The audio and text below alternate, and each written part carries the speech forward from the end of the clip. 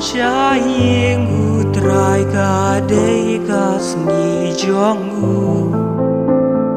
kas ni shong thạch kas ni jing men ba jing ker khu ngawan shong ba ngawan shong di hamid utrai kat ba udon kat ba don kam Chris uai Kik mi kik pa kik hon Pad ba palang ba bon Chak mi shaying uk pa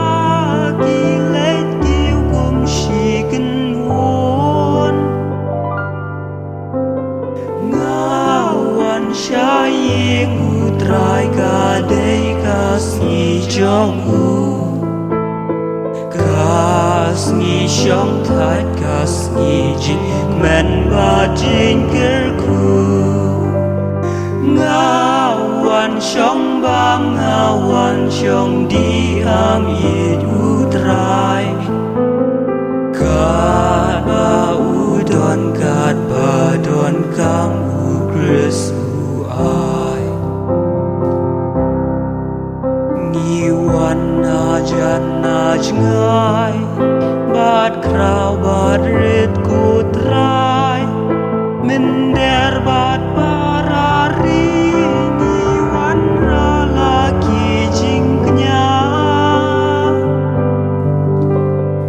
ngawan shaying utrai ka dei kas ni jong u kas ni shong thạch kas ni jing men ma jing ker khu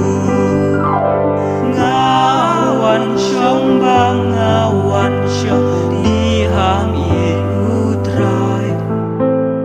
kat ba udon kat ba don kam u Chris uai kilok ba men shua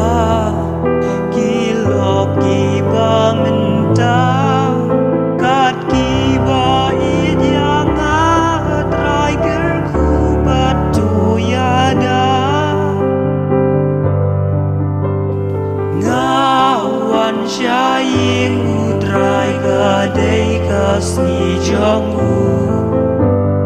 kas ni shong thạch kas ni jing